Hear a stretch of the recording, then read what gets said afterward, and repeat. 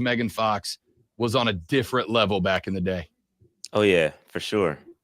For sure. Love to see that. That scene where she was working on the car, I was already a man, and that scene made me a man. Yeah, but it's one of those things where you're like, she's in high school? Come on. Exactly.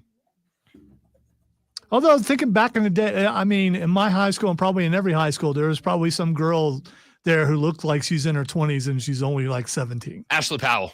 Wow, look at you. Yep. Man, off the dome. Yep. I don't know how I feel about that one. Yep. Rashad, don't tell me you ain't got 2 or 3 of them that still stand out from the high school days. Yeah, you do. Don't lie to me. Nah, only stand out was my wife, man. That's all I see. That's what I should have said, Rashad, but I'm too late, and you were supposed to help me out, but you didn't. Especially with I'm not how going down quick the you ship with you, bro. I'm good. You didn't have to consider. It was was just straight like, up time boom. out. Quick. I didn't say I wasn't good. I'm great. I'm set up. I'm glad I'm at where I'm at. But that's not to say you didn't find somebody hot back in the day. Well, you just said Megan Fox is hot. By the way, I said someone who looked like celebrities don't count. Yeah, I said someone who looked like they were too old to be in high school. That's all I said. And boom, you were there. Yeah, that's too quick. You could at least thought about it. Even if it was in your head, you should at least thought for a second. Okay, then drop the name. It was too quick. Y'all in the chat, you know what the hell I'm talking about. You know there's that girl from high school. Yeah, they all heard what we heard. Yeah, for sure. I'm not ashamed. I don't care. I'm gonna own it. I have an excuse for not remembering any names. You went to high school in the 80s during the Civil War. Yeah. I graduated in 86. That was a long time ago. It's crazy. That's funny. We're. I think it was more like Korean War. It's just gonna advance a little bit further, maybe. It was not too quick. Whatever. Y'all all playing. Y'all are all front right now, and I won't stand for it.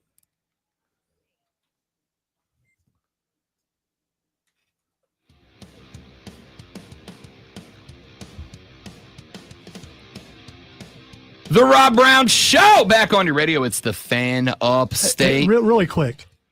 I mean, I know I'm old, but frontin'? Do they still say frontin'? I don't know. That could be. That was. Look, I mean, that was the place where it happened. You and Rashad took me back to my high school days for just a hot minute. We won't talk about how or why, but you did, and so I'm just gonna sound like a basic old white guy. I don't know what you want from me. All right, I ain't perfect. All right. Rashad Beard, host of the Panther Nation podcast, ordinarily joins us on Thursdays at 8:40, but my man had a family mission to go on yesterday, so was kind enough to roll it over to a Friday. By the way, you feeling better, big dog? You were a bit out of it last week, pal. Yeah, bro, I was down for the count, man. The flu was going around and all that good stuff, and I got it. Went circulated through my family. I was the last to get it, but I'm back to full strength, and when we're here. I'm glad to hear. How bad was it? Like wrecked you for a couple days bad? Yeah, it got me bad. Usually I don't get sick very often, but when I do, it kind of takes me down. Mm-hmm. And, that one got me. It got me pretty good. So, boy, I'll catch it once every other year, but boy, when I get it, I'm worthless. Yeah. Rashad Beard joining us here on the Rob Brown Show and the Fan Upstate as the Super Bowl just a week and a couple of days away. That means 30 National Football League teams are currently working on their postseason strategy, their draft strategy, etc. I know, Rashad, this kind of a big week for you and Dave, you and the PNP, what with Senior Bowl games going on, Shrine Bowl games going on. We got a lot of potential prospects out there that the Panthers are going to have their eyes on. So we'll get into the specifics a little later in the chat. Overall, as far as getting set for the draft, are you kind of in draft mentality right now? And if so, where in that range are you? Yeah, 1,000% in draft mode, man. This is, to me, one of the best times of the year. The offseason outlook, looking at what's going to be coming up, looking at the free agents, looking at all that stuff. So I love it. This is my favorite part of the season outside of watching the football games themselves. Right now, I'm taking a look at the defensive guys. You know, we got a lot of gaps to fill on that side of the football. So I'm taking a look at some of these prospects, man. There's a lot of good ones out there. And luckily, this draft is deep where the Panthers have the biggest needs, right? Edge rushers, defensive tackles, some solid cornerbacks, some good safety. So I feel good about the potential talent that we can add to this roster And right now we're just kind of watching it. The Senior Bowl's coming up. Some of the guys, and this is kind of the nature of the business now, but some of the guys I really wanted to see are not going to play, although they did participate in some of the practices. Due to the playoff, there's extra tape already there, so they don't have to play in the Senior Bowl. And so that's a little disappointing, but it is what it is, and we got to deal with it. So I'm excited about Senior Bowl and been watching the practices. Yeah, I think one of the things that I've pointed out over the last couple of years, in fact, I just had this conversation with our PM host Diesel about it. These honorary bowl games, Senior Bowl, Shrine Bowl game, et cetera, these bowl games, as far as the games themselves, they don't really do much for the players. NFL scouts, GMs have come out and said at the end of the day, like, yeah, if there's a guy that maybe is not on the board and he shows out and has a badass game, like maybe he'll ring a bell. But most of the guys were going down there to watch them practice, all right? And it's not even really learning about techniques and fundamentals. It's, do they have the work ethic? Are they out there grinding to have a good week, or are they just kind of there for the, the hotel room and the swag? And it's about the meetings. You go through the meetings with the players you're interested in and get to sit down in a less formal but still football-centric environment. So I don't know how much those events do for us as fans who don't have any ears in the war room, in the draft room, whatever, but they are valuable to the teams from the aspect of you're really getting to know the player as a person more than as a player, which you got their game film on. You're getting to know who they are, which is kind of a big deal and growing in the NFL. Yeah, it is a big deal, and those touch points are great. Like being able to see those guys practice during and even with that, man, some guys even checked out early from the practices. They said, "Hey, you got a couple reps from me. That's all you need to see. I'm out." I mean, one of the guys that I'm watching like a hawk is Shamar Stewart, and he's got all the intangibles, the measurables in the world. But I wanted to see him. I want to see him practice more. He put up some good film and said, "You know what? After day 1, day 2, I'm out." And so I respect it. It is what it is. It's the nature of the game. People are protecting their status and protecting what their potential can be, and they don't want to do too much. But for the others, there's a great opportunity for you to show out. Quinyon Mitchell's one of those guys last year who had the opportunity to play in the Senior Bowl practices or participate in the Senior Bowl practices. His stock went up tremendously coming from a small school like Toledo. You know what I mean? So there is an opportunity for those small school guys to jump up in the rankings and make the names for themselves. So, yeah, I think it's good for everybody. It's good for everybody to get out there and practice. Yeah, that's what I've been telling people. Like the Senior Bowl, the Shrine Bowl, these games are big for not Shedeur Sanders and Cam Ward, but they are big for the guys that are coming up from some of the smaller schools, the Toledos, who, none of those guys made it to our TV sets during the college football season, and now they get a chance to. As far as the draft goes, and I kind of want to talk from an overview standpoint, when you look at the two teams that are playing in the Super Bowl, I would argue they're the best two drafting teams of probably the past 4 or 5 years, specifically the Eagles. I'm looking at their draft last year. Quinyon Mitchell, starter. Cooper DeJean has been a breakout guy. Will Shipley, 77 at a touch in the NFC Championship game. Jeremiah Trotter has been a revelation. Year before that, Jalen Carter, maybe the best defensive lineman in football right now. Nolan Smith, Tyler Steen, Sidney Brown, all these guys are contributors. 2022, Jordan Davis, Cam Jurgens, starting center, Nakobe Dean. The Eagles have nailed the draft. And I think at this point, I've narrowed what you have to be a successful franchise down to 5 things. An owner who's invested in the team, but not football operations. A head coach who understands how to fit his system to players, not the other way around. A GM who knows how to draft players who get it, etc. With Dan Morgan, with Dave Canales, with them having their I think, first, truly, genuinely established draft with the known roster and their known needs, etc. I think, Rashad Beard, this might be the most important draft in Carolina Panther history so far. Yeah, I mean, I don't know about in history, but I would go out on a limb and say it's pretty important. They've got to knock the draft out the park, and I'm glad you went down that roster of what the Eagles were able to do and the guys that are contributing and playing right now. Like they are completely knocking it out the park. And the Saints used to do the same thing, right? Back when they had, Marshawn Lattimore and Kamara coming out that was a great draft. And when you're unable to draft well, your roster gets stuck in the mud. You know what I mean? So you have to be able to draft well. And that's something the Panthers have not done consistently. We've been able to knock the first round pick out of the park for the most part. Shout out to Marty Herney. But after that, it gets a little shaky, right? We have not been able to put together a full draft class of contributors, right? Last year was solid, but we have to build on that year over year over year. And so this is a very important draft, especially for Dan Morgan, especially for Dave Canales, to build on what they've been able to do. They have a lot of opportunities. They have 9 picks. I don't know if they're going to use them all, Probably going to trade up, trade back. But there's a lot of opportunity to get better, and they need to knock this draft out the park. Defensively, they need to add some talent. We've seen it. It's not very good. So there's a huge opportunity to take a step forward and get some contributors to step up day one, like you just mentioned, for the Eagles, and see what we can put forth and invest some more money on the offensive side of football and ensure that Bryce Young has some talent around him. Mickey Loomis, I see you. It's on site, dog. It's on site, Mickey Loomis. I don't know what happened to you, but it's on site. Rashad Beard, host of the Panther Nation podcast, joining us here on the Rob Brown Show and the Fan Upstate. We got a couple of months. We still got the Combine coming up in a couple of weeks, Rashad Beard. But is there anybody, I know you've already mentioned a guy or two, is there anybody right now that you are particularly looking forward to seeing at the Combine? Maybe you think they are your day one guy. Who's jumping off the page at you early in the draft cycle? Man, it's so tough. I think we're gonna get a good player regardless. At 8, if we stay there, probably maybe have an opportunity to trade back. But there's so many guys, man. There's so many guys I'm looking at. Obviously, Abdul Carter is the guy. I mean, if he happens to fall to us, which I doubt, you got to take him.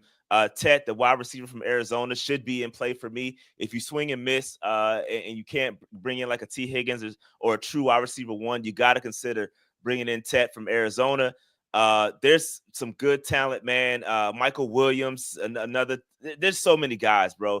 I think we're going to be in a good opportunity to get one of these guys. But there's some guys later in the draft that I'm looking at, like Mike Green, potentially. If you trade back, he's an edge rusher from Marshall, who's making some noise out at the Senior Bowl. Little undersized, but he's a guy that you definitely want to keep your eye on. Shamar Stewart is another guy. I'm telling y'all, this guy has all the measurables, 6'6", 280. If you're building a player in Madden, he's what you're building. And I don't know if it's going to be first round, but if you trade back, he's definitely going to be in that 15 to 20 range. You could probably snag him there. And he has a lot of talent to build from. It's a little raw, right? But again, in the future, he could become dominant. Walter Nolan is a guy I'm looking at, defensive tackle from Mississippi, 6'3", 293. Another guy, man, I'm really looking at. He's having a great week. A little bit of consistency issues at the Senior Bowl, but there's so many guys, man. I could go on all day about the guys that we're looking at, but I'm excited though. We're gonna get some good guys. I'm just more concerned about the day 2, day 3 picks. Yeah, no, and again, you look at Philly, you look at Kansas City, that's where they're making a difference, right? Like, it's easy to nail, I don't say it's easy, but it's easier to nail day 1 picks than it is day 2, easier day 2 than day 3, and that's where they've killed it. Got a couple more things for you, Rashad, before we let you get up out of here. Panthers planning on hiring Rams assistant defensive line coach A.C. Carter, probably coming in. My understanding is the new outside linebacker coach. He has been with Ejiro Evero in the past, was with him in Denver back in 2022. Whether it's Carter or anybody else, what kind of updates and thoughts can you give us on filling in some of those coaching holes that have got to be filled in? Yeah, I'm not too sure, man. My ears haven't been to the streets regarding the coachings and the assistant coaches that they're bringing in. I know that obviously there were several let go. Somebody had to go based on how bad our defense was last year. So again, it's good to see that they were able to get somebody connected to Ejiro Evero and knows his system, knows the expectations. That's a good sign. And again, I don't know his full background. I did read it briefly, but it's gonna, again, I do think they need to bring in some more guys that align with Evero and can execute what he's looking for, and can coach up the guys that need to be coached to play the way that Evero needs them to play. I think that's the biggest problem with this system. Last year, you had a bunch of guys that weren't executing properly. So I don't know, man. I don't know too much about the assistant hires. No, that's fair. That's fair. And a lot of these guys, especially coming to a place like Carolina, like, you're going to get some guys that have little less experience than you would if they were joining Andy Reid or whatever. So that makes a lot of sense. Quick kind of side, though. You keep saying that defense bad. And it was. I'm not arguing that it was.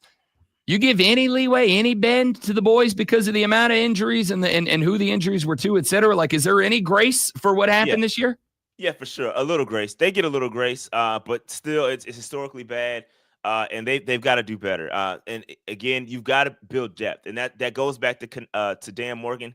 He acknowledged it, right? He acknowledged and took some of the blame for the depth issues on the defense. You got to be able to plug and play some new guys. You got to be able to develop that depth, and it just wasn't there, and it showed drastically. You can't just, a guy goes down. I know it was Derek Brown. I know it was Shaq Thompson, but you got to be able to sustain. And there's other players. I'll go to Detroit. Detroit sustained some injuries on their defense as well, but they were able to keep it going and at least look respectable. You know what I mean? So we gotta build the depth, and it starts in this draft. That's why it's so important. Any credit to Dave Tepper for getting the hell out of the way this year? You happy with him this year? Oh yeah, for sure. I think he's done a great job. I think the only thing he could do that would really, put the cherry on the top is bring grass back to Carolina. But I think other than that, man, bring real grass to Bank of America Stadium. I think that's a lot of the issues with some of our injuries. I'll go out on a limb and say it, but bring some grass back to Carolina. But other than that, man, he's been doing a great job, man. We haven't heard much from him, and that's the way we should keep it. He's been letting the coaches coach and letting the GMs GM, and I like it. I like it. Rashad Beard, host of the Panther Nation podcast. You can find them on X at Panther Nation PC. But more importantly, make sure you get on over to the YouTube channel, Panther Nation Podcast. Hit that heart button, get subscribed, turn the alerts on, because the closer we get to the draft, the more Rashad's just going to live in front of a webcam, is the way I think it plays out. For sure, absolutely. Hey, Rob, I got a quick question for you though. How's the head coach search going, man? Hey, good to see you, big dog. See you later. Adios. Hit the bricks, pal. That's what he doesn't leave till I say. Bro, leaves. we are going to be for a very long time. I already know it. I'm trying to mentally accept it. I got Zion Williamson down there talking smack about my basketball team. We can't even get freaking Kellen Moore to sign on as a coach right now. Rashad, I hate sports so much. It's unfortunate. Yeah, man. I agree. Why you got to end it like this? I was just curious. Have a nice. You asked me about how our coach searches were going. I just think I would return the favor. You know what I mean? I was just being a good friend. I actually had a journalistic integrity to give you the opportunity to update the Panther Nation podcast listeners across the country. I'm so mad I can't even say Panthers anymore. Hey, don't do that. You made it personal for no reason. You've done that before. For no reason. You've done that a bunch of times, and he's backed off. I think he deserves a little bit of time to do that. It's fair. See you next week, bud. Peace out, guys. Thank you. Rashad Beard, host of the Panther Nation podcast and a friend off the air like half the time. Do the sports flash. Somebody can dish it out but can't take it. I don't know who that might be. The NBA's All-Star reserves were named yesterday, led by Spurs rookie Victor Wembanyama. I don't know what alerts are, by the way, who turned 21 earlier this month. Why is this necessary? Joining Wemby in the West are Anthony Edwards, Anthony Davis, James Harden, Jaren Jackson Jr., Alperen Sengun, and I probably said that wrong, and Jalen Williams in the East. The reserves include Jaylen Brown, Pascal Siakam, Darius Garland, Evan Mobley, Cade Cunningham, Damian Lillard, and Tyler Hero with 2 R's. The Cleveland Cavaliers with Garland, Mobley, and starter Donovan Mitchell were the only teams with 3 selections. Make sure to tune in this Sunday at 1:30 as Furman Paladins take on the East Tennessee State Buccaneers. Furman versus ETSU right here on your home for Furman Paladins basketball, the Fan Upstate. Stay tuned for all alerts.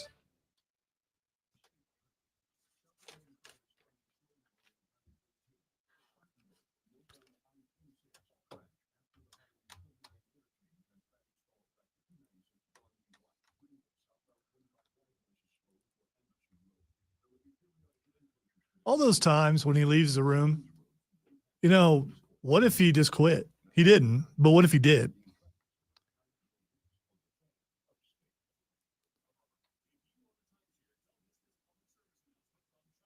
What if he doesn't come back and I jump up and look out the window and see him driving away?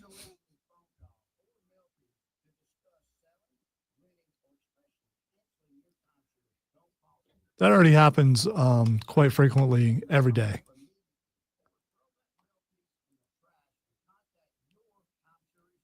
Like just about every guest he has on. So, I mean,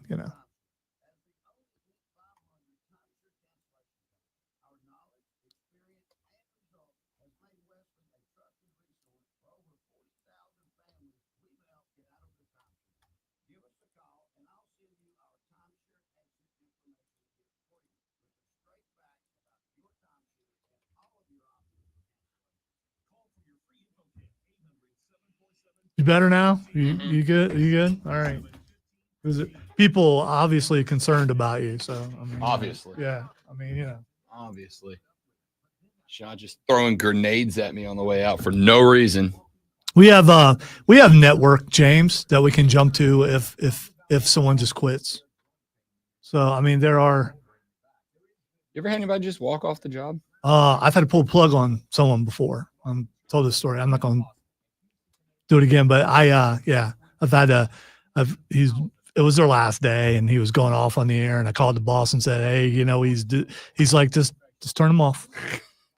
And I'm like, okay, what if they get violent? I didn't say that to the boss, but I'm thinking, what if they get violent? Our present boss, I would say, dude, what if he decides to come up and start wanting to hit me? I mean, I'm not going to let that happen unless I don't see it coming. Actually, when I cut the mic off, he's like, I completely understand. I know it's not you. Like, okay, cool. Good enough. Yeah. That could have gone way worse. I don't believe in my nearly 30 years of radio it's ever been discussed about, okay, if someone gets up and walks out, here's what you do. We are so much, live radio is so much improv, so much reaction, for sure. So much everything. You just do something and hope it was the right thing. Usually it is. Probably 99% of the time you did the right thing. Or at least as close as you could get to it. And if you didn't, you hope it was at least entertaining. I had one guy quit live, I think my first year radio. He just got up and walked out. Didn't tirade, didn't scream, didn't curse into the mic, didn't do any of that. He just stood up and he left. And we called him after the break. We're like, bro, what up? And he wouldn't answer his phone. So we're like, oh, all right, well, guess he's done. And he never came back. Actually, I don't think I ever saw him again after that. Wow. Yeah. Is that the way to go, though? I mean, just I've always said, like, I don't know if I would want my last show to be like, and I guess if you're in the game for a long time, you want your last show to be like, thanks for the memories, hasta luego. Yeah, I think I might kind of want it. It just depends on what the exit's going to be like. I also think most people really don't get the chance to do that. Just get up and walk out and never come back and see what happens.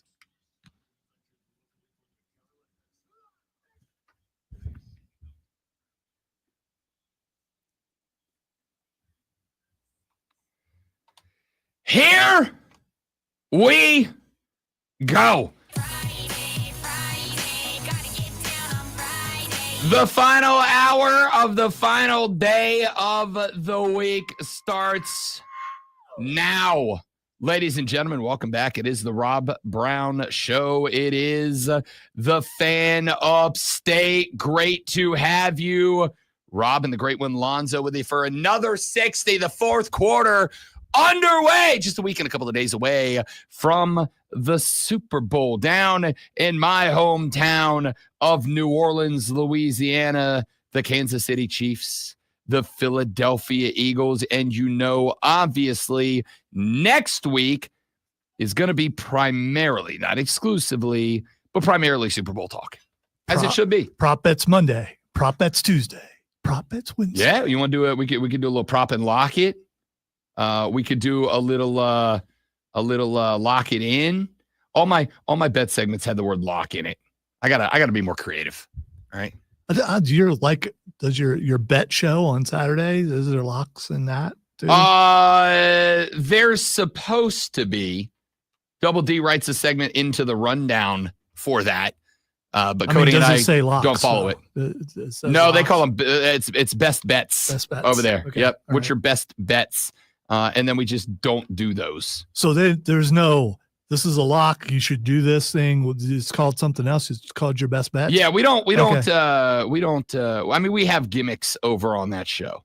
Bet for the Cycle every Saturday noon to 4, including tomorrow on the BetQL Network. No Cody Decker tomorrow. Filling in for Decker because Decker, as the host of Beetle and Decker on SiriusXM, is flying down to New Orleans to be in Radio Row for the Super Bowl. Whatever, man.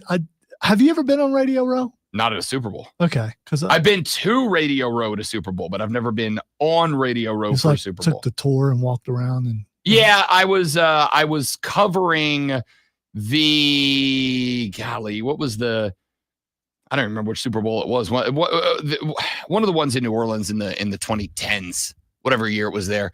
I was down there for that one. Didn't go to the game. I went over on my own dime, but I got a press pass for Radio Row. Just walked around and kind of, took in the sights.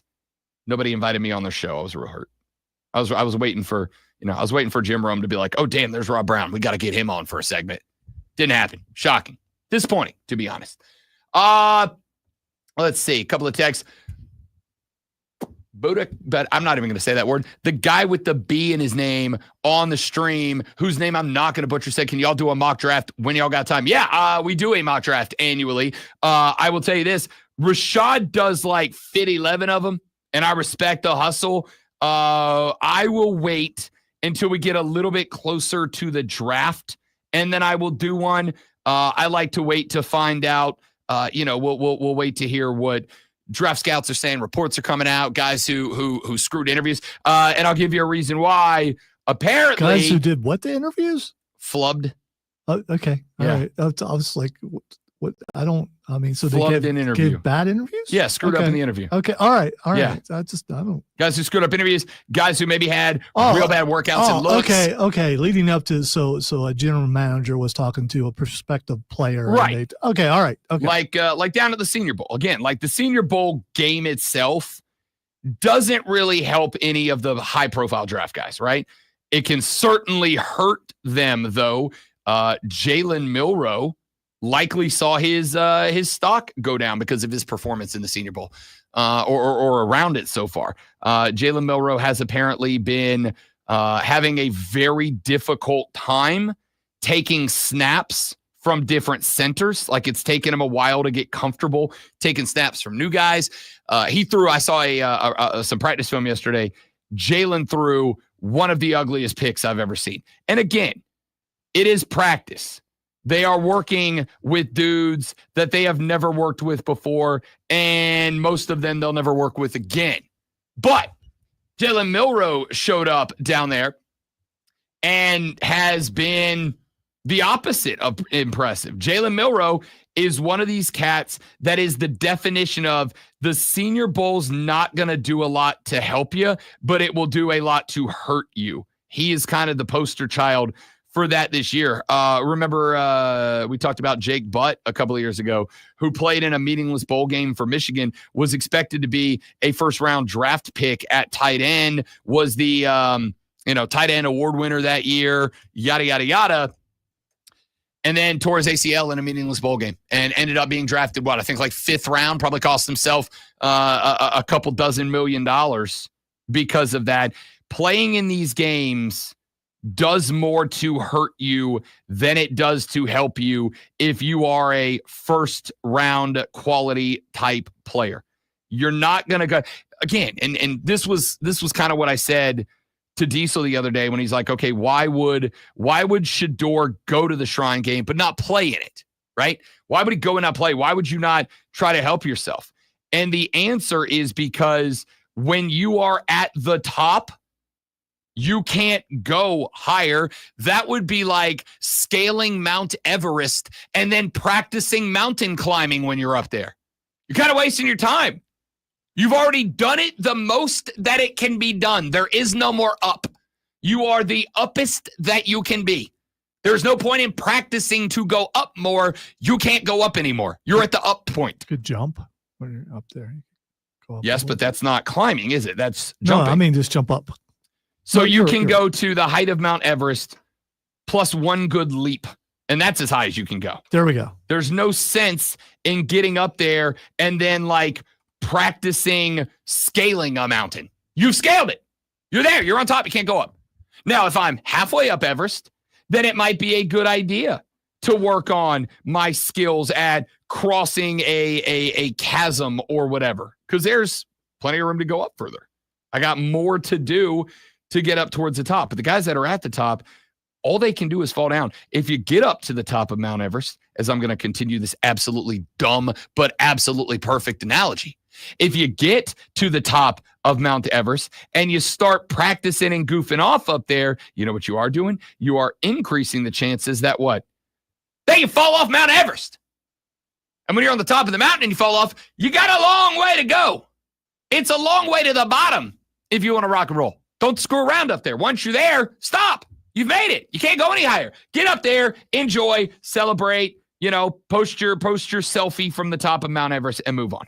That's kind of what a lot of these cats are going to do. So as far as our mock draft goes, I'm going to let these Senior Bowl and Shrine Bowl weeks play out. I'm going to let teams have their meetings with players over the next couple of weeks. I think the combine is important. I don't think the combine holds as much weight as it used to. I think the combine is kind of like the NFL's version of National Signing Day. Like, it used to be a massive, important event on the calendar for both teams and fans, right? All right, just a question for you. So if Xavier Worthy hadn't ran the fastest time in the history of the combine, he wouldn't have ended up in Kansas City? I am going to say he probably still would have. Not guarantee, but probably still would have. Because if you watched college football, you already knew that cat was fast, right? Like, I guess you're getting an idea on how fast, but I actually talked to an NFL scout before. And, I go cover college games, and just about any college game you go cover between big programs, just about any college football game you go cover, there's an NFL scout there watching the game, taking notes, looking at dudes, trying to find those undiscovered gems, because that is where teams win or lose. We talked about the Eagles draft earlier in the day because the Eagles are absolutely killing the draft right now. The Eagles are killing the draft with their top picks for sure. You know where the Eagles are really killing the draft? Day 2, day 3. They're getting guys down there that a year or two later are becoming not just starters, but consequential starters, right? When you get the bottom end of the draft right, that's how your team establishes consistency and longevity. The Chiefs are very much in that group. That's another team that has consistently found guys in the 5th, 6th, 7th round that they develop into studs and they contribute to the team. And you've locked them in for 5 years at a good value, so you're helping your cap space too. By the way, speaking of draft picks, Sky Moore has just been brought off of the injured saw list. That's a if he's and is practicing. If he's able to go, that's a big bump for Kansas City. Big bump for Kansas City. That is in a pass game the last 2 weeks. That has been certainly not bad, but certainly not what you expect out of that team. To get Sky Moore back, who I got to tell you right now, Sky Moore in the slot under, or Xavier Worthy in the slot under Nuke with the other one, Sky Moore or Hollywood Brown and Hollywood Brown and Juju. Yeah. I mean, I got to tell you, the addition of Sky Moore to me effectively frees up everybody else on that wide receiver core. He may not touch a football in the Super Bowl and yet still be the most influential person on the football field. Sincerely. Because if I can put Sky running the zone routes, right? Sit down, find the hole in coverage, sit down and find it. I can run Nuke in the ISO because Sky is pulling a defense towards him. I can run Nuke out wide, and then I can tell Xavier Worthy, like we did back when we played pickup football, get open, I'll find you, which Pat Mahomes can do. That's scary, dude. And then, we mentioned all that without even mentioning Hollywood Brown.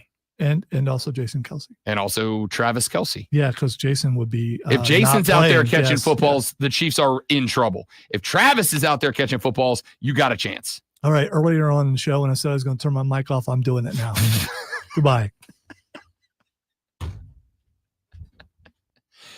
In fairness, Jason is the superior Kelce. So it's fine.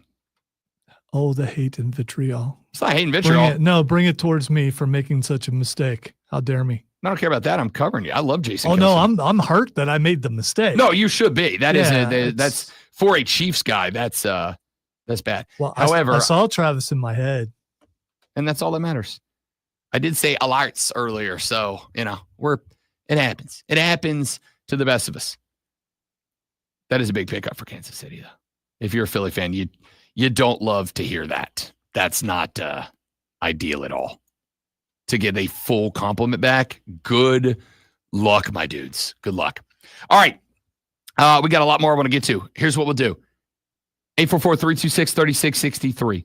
That's the phone number. 844-FAN-FONE. You can shoot us a text on that same number. 844-326-3663. You can shoot me a tweet at The Rob Brown Show. You can shoot Zoe a tweet at Lonzo on Word. You can tweet everybody up in the station at the Fan Upstate. You can also use the Ray Memorial Hotline, which is available for you. That's real easy. You go grab the Audacy app, AUDACY. Download it to your phone and register. It is free. You grab the Audacy app, you search for the Fan Upstate. When you get there, I want you to do 3 things. Number 1, I want you to hit the little heart icon. That is going to make you follow the Fan Upstate. That way, every time you open the Audacy app, AUDACY, it is going to throw the Fan Upstate right there on your home page. Number 2, actually, there's only 2 things I want you to do because I'm being told the Ray Memorial Hotline is still down, which is massively disappointing. I will not fix it. I will send an email begging someone else to fix it later. I would like to see you fix it because that would be awesome. No, not going to happen. So the first thing I want you to do is download the app and follow the Fan Upstate. The second thing I want you to do is listen to the station for 60 minutes today. And I want you to listen to the station for 60 minutes, not just because I'm a selfish egomaniac who wants the numbers of my own station to inflate. I do. I want you to listen for 60 minutes to the station today for you. Because if you listen to 60 minutes on the Audacy app of the Fan Upstate today, once you register, you will be automatically entered into our Slam Dunk in Vegas competition. It is a national competition taking place between all Audacy sports talk stations. Every one of you who downloads the app, listens to the Fan Upstate for 60 minutes, you are going to be entered into this national competition. If you win this national competition, you are getting a trip for 4 to Las Vegas in the next couple of months. You're getting a trip for 4. That includes your airfare. It includes your accommodations in Las Vegas. And it includes $5,000 worth of money, cash, spending money for each one of the 4 people that are going. You and 3 of your friends, you and your family, whoever it might be, you're getting airfare for all 4. You're getting a hotel for all 4. And you are getting $5,000 in cash money. What you have to do is grab the Audacy app, AUDACY, put it on your phone, register. It's free. Go to the Fan Upstate page, click the heart button, and then listen to the station for 60 minutes, and you are automatically entered to win. I wish you the best of luck. And if any of you in our listening audience win, I will expect full and detailed reports of your shenanigans and debauchery live from Las Vegas, Nevada. When we come back, got a couple of things that I want to get to on the show. Number 1, did anybody watch the Pro Bowl skills competition last night? I wanted to get into that just a little bit. Number 2, yesterday we did Fight Club with the great Lonzo. We do it every Thursday at 9:20 a.m. where we talk a lot of professional wrestling. This week, above all, because it is my favorite event of the year, the Royal Rumble. I want to not talk Royal Rumble, but I got a couple of comments yesterday from people who are like, why in the world are you guys doing that? And I'm going to lay it out for you. Plus football. That's all coming up on the Rob Brown Show in the Fan Upstate. Ray Memorial Hotline is not available.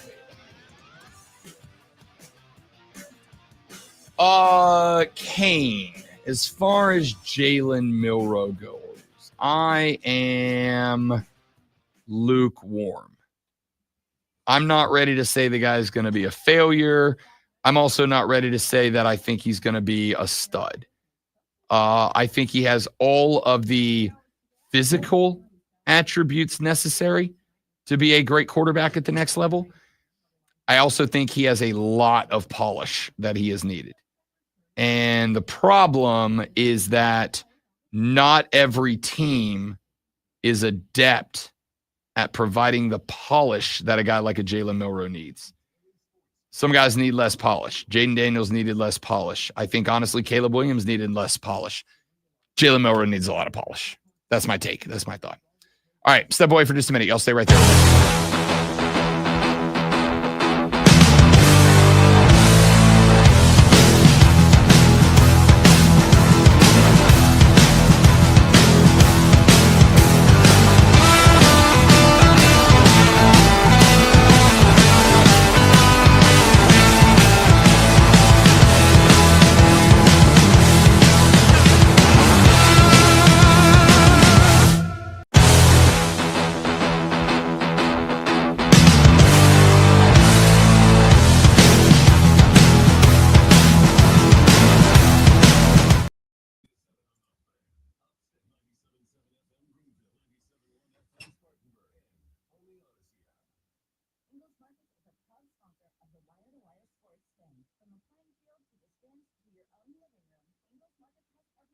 The mast is up.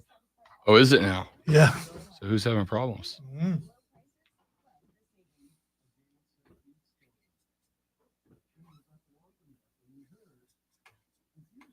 They may be working on the mast itself. I think they were having some problems with it, but I don't know.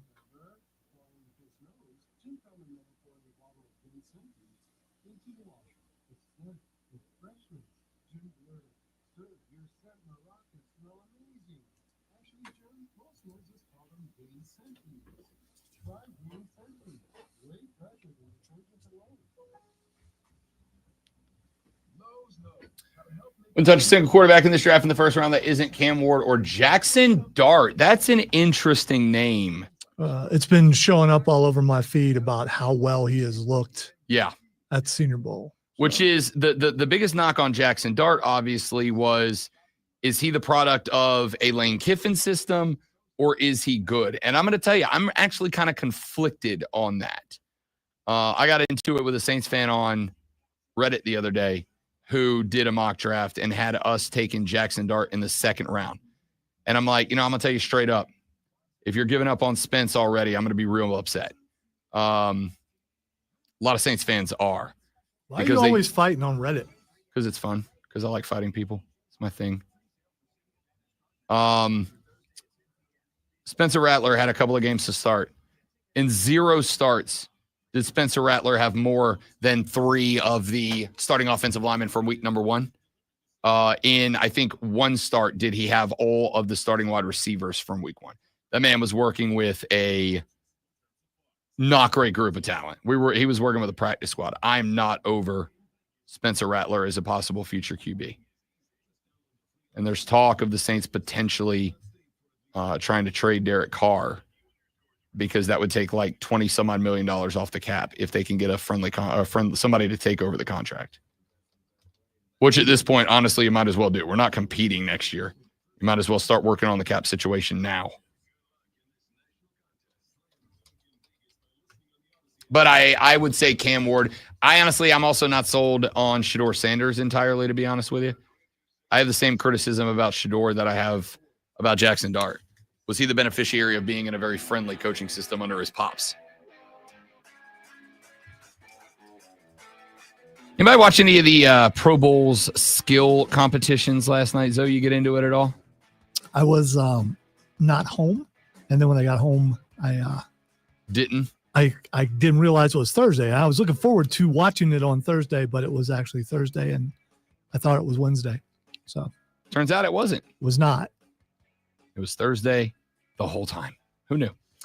The lady friend texted me yesterday afternoon. She's like, "Can we go on a date tonight? We got a little wine bar we like to go to on Thursday nights. There's a lady there named Evelyn. She's lovely. She plays piano and she plays classical style covers of anything you can imagine. Last night I got her to, and this is true, I filmed it.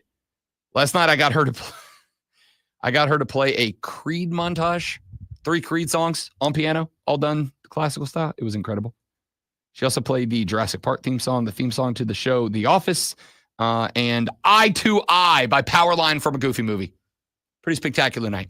So by the time I got home last night, I had it's amazing that she knew all those. Especially the eye to eye. She is one of these people that can just look at sheet music and get it right. It's infuriating. Like I asked her, because she, at one point while she was playing Creed, she finished up and she looked at me and she's like, was I close? And I'm like, ma'am, you nailed it. She's like, okay, I've never heard that song before. And I was like, okay, first off, how? Like how? Even if you don't like Creed, how'd you avoid Creed? And second off, I really don't like you as a person. Your ability to just look at sheet music and get the song spot on accurate is infuriating. Only musicians would be.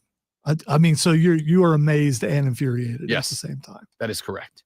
That is correct. That's the reason we go. Praise the talent and be envious because you don't have it. Yeah, no, that's it.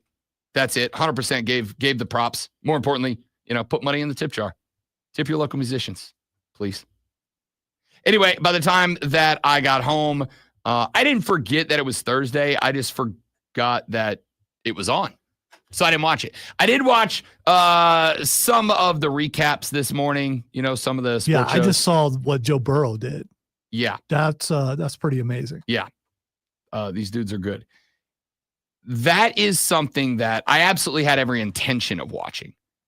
But if the lady says, I would like you to take me out and buy me a bunch of drinks before we go home, the answer is yes every time. 100% of the time, the answer is yes. Yes, I was asked to go grocery shopping, so I did. Hot date, baby! So we went out, we had some wine, I came home, I forgot it was on, and we didn't watch it. I watched some of the recaps today. I like it. I have it recorded. I just didn't watch it. I'm going to go home today, and I'm actually going to watch it on delay because, as I've pointed out a couple of times, watching these athletes get to demonstrate their athleticism, their mastery of their craft, a mastery that makes them stand out above their peers. Now, I know that there's a lot of guys that get elected to the Pro Bowl and then they don't go to the Pro Bowl. That's why Mac Jones was there. With all due respect, Mac Jones actually had a pretty good season. I think we got to give some flowers to Mac. I think we got to give some flowers to Mac Jones and not Mac Jones, Drake May. Not Mac Jones. Mac Jones wasn't invited. Drake May. I was going to say, man, how far down did they have to go to get the Mac Jones? Drake May, not Mac Jones. I still got old New England quarterback in my head. Flowers to Drake May, who I was not sold on coming into this year, and turns out he's pretty good. Same with Captain Checkdown Bo Nix, who I'm not going to call that anymore, except when I do. I didn't get to watch it, but good news though. It's on today. Are we replaying it? No. I mean, I thought it was Thursday. No, Friday, I thought it was Saturday, just. I think the skills contest was just last night. Well, I mean, I think they have other things. I'll look. Yeah. Okay. Either way, I will go back, and unlike a lot of other live sporting events, I will watch it recorded because I just appreciate these athletes who have mastered their craft in a way that they stand out amongst the top 1%ers of the athletes on planet Earth at their game. You're right. It was just yesterday and Sunday. Yeah. Got the flag football game on Sunday. Honestly, I'll watch it. Also, the Sunday, punt perfect.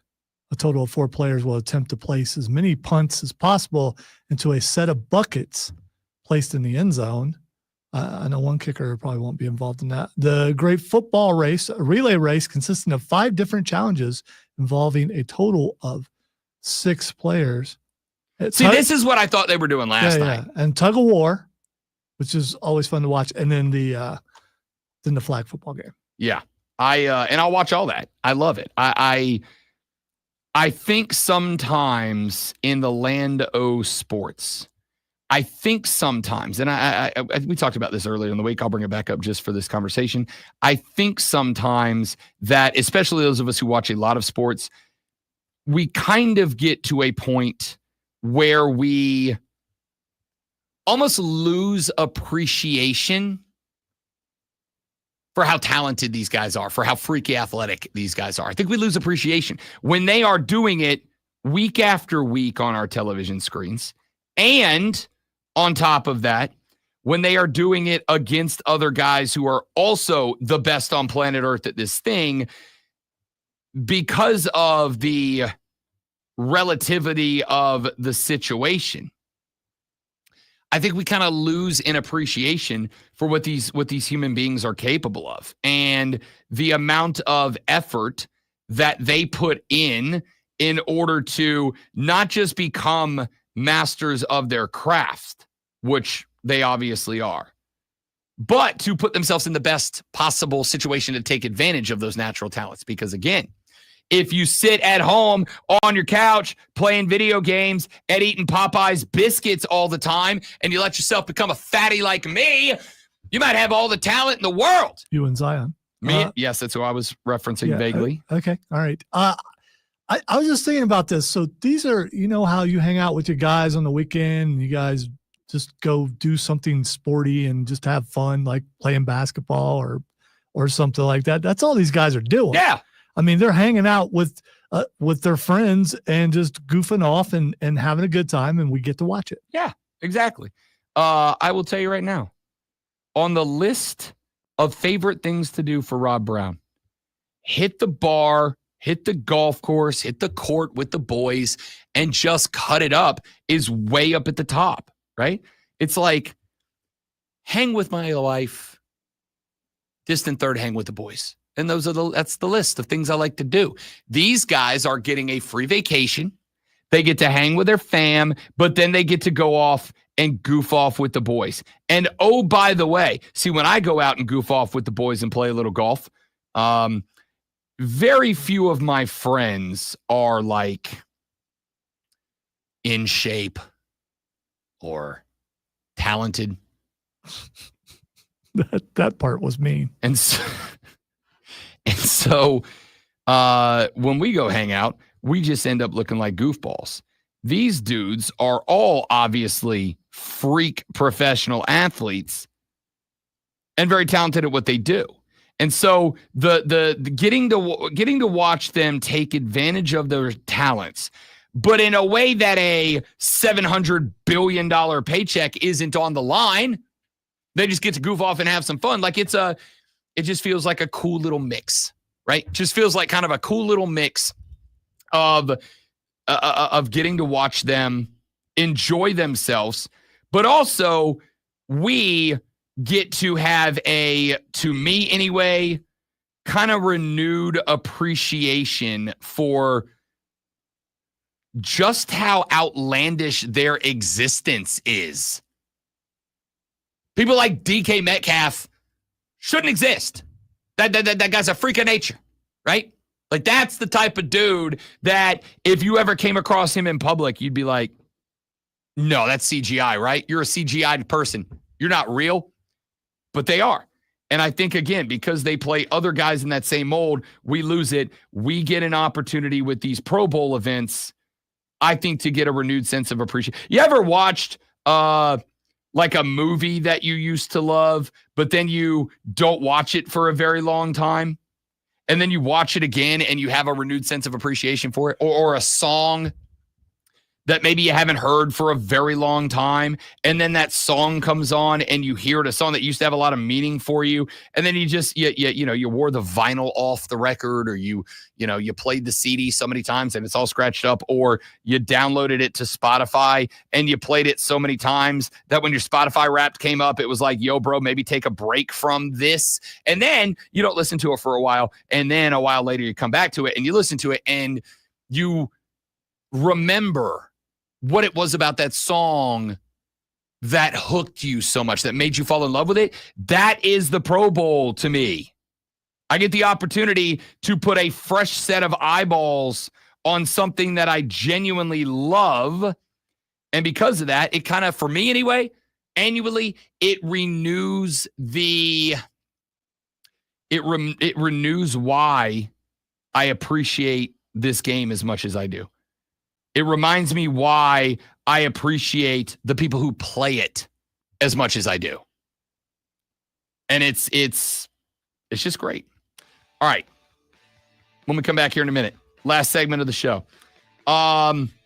Yesterday we did Fight Club. And yesterday on Fight Club, we talked obviously about my favorite PLE, Premium Live Event, aka for you old hats, pay-per-view of the year, the Royal Rumble. Got some feedback yesterday. got a couple of people who are like, Rob, you're in a professional outfit. Why are you talking about wrestling on the show? You know it's fake, right? I got that twice yesterday. You know it's fake, right? Yeah, no, I'm aware. It's scripted. I'm aware. It's predetermined. When we come back, I want to see if maybe, for those of you that don't like it, I want to see if maybe I can explain it in a way that has nothing to do with results in matches. We'll do that when we come back. Rob Alonso to you, The Rob Brown Show, the Fan Upstate.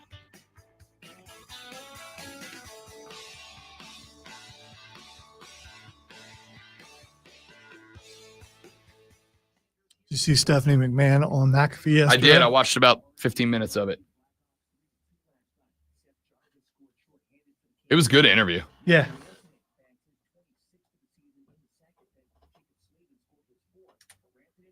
I tuned in when she was talking about Connor's cure. Yeah, me too. That was rough. Yup. I mean, I watched up to that point and a little bit past that. I watched that. I watched when Pat asked her to give her wrestling Mount Rushmore and she wouldn't. I liked her answer when he said, do you think it's fair to break wrestling history up into eras? And she was like, yeah, I don't understand how you wouldn't. Like the reality is of professional sports, this sport probably evolves more than any other. Like it makes sense to have a timeline. I absolutely loved the raw awkward when she mentioned Hulk and Pat was like, LA booed his ass out of the building and she just kind of tried to keep rolling through it. That was hilarious. I was surprised that, and maybe you missed this. So you watched the part of the interview I didn't watch, and I probably watched the part you didn't. Him talking about Vince McMahon a little bit. Yep. Stuff. I was shocked that he brought that up at all. I wonder what the because she is technically not with the WWE right now. Right. She's just her husband works there. Correct. I wonder. I don't know if she still owns shares though. I'm sure she does, but not in an ownership faction, right? When we get wrestlers on the show, rarely, but sometimes their handlers will be like, can you send us a list of questions you want to ask? And I do, and then we just ask like 2 of those and then follow-ups, which is how we handle that. 2 or 3 of them over the years, none real recently, but 2 or 3 over the years, they will send us a list of no-goes, no-fly list questions. Ordinarily, those questions are pretty much exclusively limited to don't ask this person about their time in another promotion. Don't ask this person about being champion of whatever this or whatever that is. Like, don't ask those questions. And that's fine. Like, I get it. You're here to promote the brand. We're going to promote the brand. You know, and half the time, I mean, we have these guys in and girls in, we're just going to have fun and not going to ask. We already know ahead of time that we're not going to ask those questions. I mean, but I understand why they put a stipulation on it. And I think that like usually, and at this point, we've developed such a healthy working relationship with the people who are in charge of PR here in our territory that we are at this point, we are the first people that they reach out to. And a lot of that has to do with the fact that they do trust us to have a good interview, have a fun interview, an engaging, entertaining interview without, getting too far down in the weeds. But I've made it clear to them in the past, like if there is a topic that is big, emotional, important to wrestling fans, I will ask about it. And we really haven't bumped into that yet, right? Like I think it's fair to ask Stephanie McMahon if, her thoughts on what's happened with Vince in the last year and a half or whatever. But what I'm curious about is if Pat and the boys had to clear it with Stephanie. Like, we'd like to ask you about this, and this about your dad. Are you good with that? And have her say, yeah. Because I also know that I did get in trouble one time, a very long time ago, for asking if I could ask about a certain thing and asking about that thing, but I asked it in a way that kind of inferred something elsewhere, and they were not happy with me.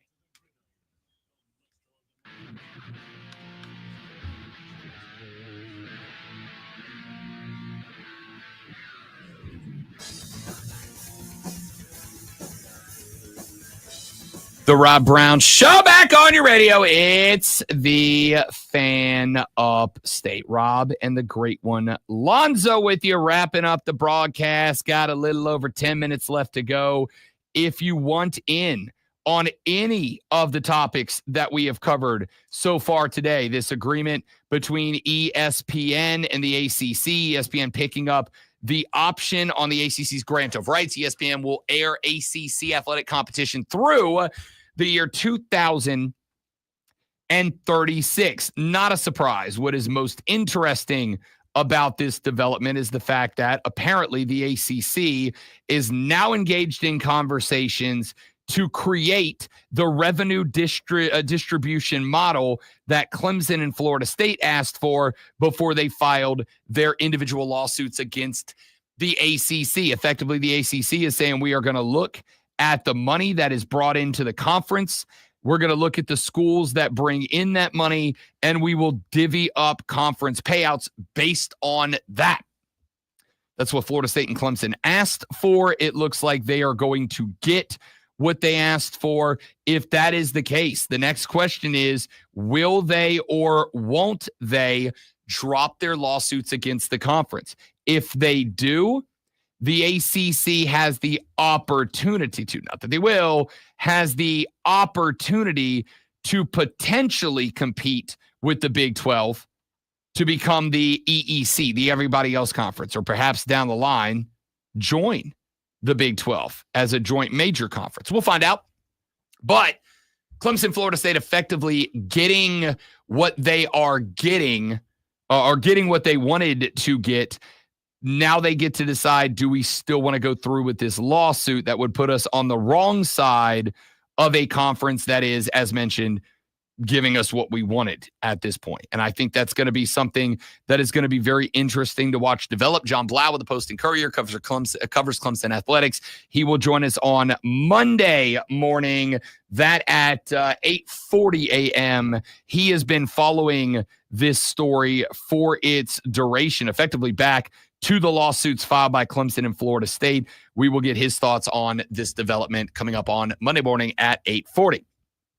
Your NBA All-Star reserves have been named. Victor Wembanyama, in his second year in the NBA, is going to his first All-Star game. There are also some longtime participants in the mix. James Harden is going to number 9. Derek White going to Jaylen Brown going to number 3, joining Jason Tatum, who was labeled a starter earlier this week. So we'll talk about the NBA's All-Star game as we get closer to it on February 16th. A couple of players considered snubs. LaMelo Ball is averaging like 28 and some change a game this year. Did not get in. Ice Trey over in the ATL. Trey did not get in. That man's averaging like 23 and a dozen assists a game. Did not get in. Are they snubs, or are they just the only guys on bad teams? Are they the only guys? Did they deserve to get bumped because they stand out on really bad basketball teams in Atlanta and Charlotte? I don't know. Not that Atlanta's really bad, but they're just not. They had a big step forward a couple of years ago when they made the playoffs, and then they've kind of fallen back off ever since that. We talked about Zion Williamson. Sound clip from him earlier in the show where he said, I'd love to play back-to-backs, but I work for the Pelicans, and the Pelicans say no, and I'm going to roll with whatever they say. I said earlier, I think he's given off the energy of the guy who picks a fight, but then hides behind the bouncers once hands start to be thrown. I'm not a fan. Not a fan. So if you got any thoughts on any of those topics or anything else we talked about, 844-326-3663. Now, let me get to this. Thursday, 9:20s, we do Lonzo's Fight Club. In Fight Club, we talk combat sports. I believe, though I cannot say for sure, I believe we are the only radio show in the upstate that talks combat sports, boxing, MMA, and professional wrestling. I'm sure others mention it, but we actually talk about it more than just reading you a card. Now, the primary topic we cover in Fight Club is obviously professional wrestling, of which Lonzo and I are both big fans. We did it yesterday. We talked about this weekend's premium live event, a.k.a. pay-per-view, the Royal Rumble. It is my favorite event of the year on the wrestling calendar. It is an event that I put on my actual calendar months out in advance. The lady friend 2 nights ago was like, what's this Royal Rumble on the calendar? And I was like, that is your alert not to make plans on Saturday night unless that plan is watch the Royal Rumble. When we got done with the show, I had a couple of text messages on my phone.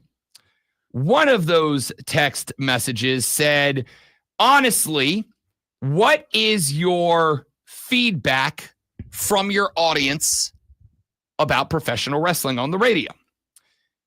The other text message that I got was a text message that said, Rob, professional wrestling ? I love you, ... but grow up, ! Well, new listeners, apparently. Both new listeners, because you could not have listened to this program in this iteration and probably in other ones where wrestling references didn't happen all the time. My favorite thing is how many times wrestling references are made by people who don't know they're making them. To be the man, you got to beat the man. Ooh. So check with Detroit on that. The response that I gave to both of these individuals was the same thing. Number one, response is pretty good.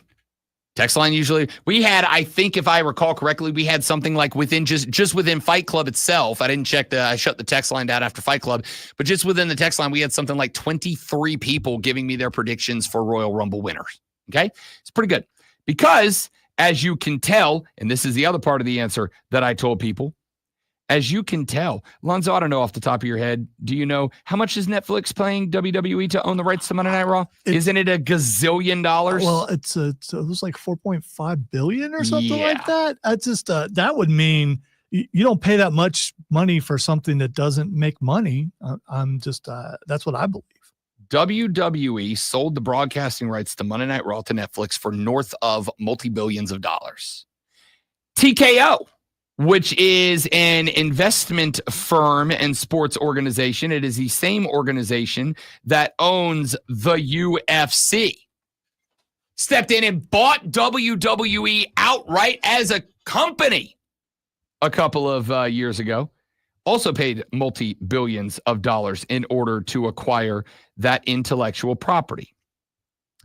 Now you can say what you want about how dumb it is or how it's whatever, but people who have one job and one job alone, and that one job and one job alone is to create massive amounts of wealth for their investors based on their investments, those companies are handing WWE billions with a B of dollars in order to broadcast professional wrestling.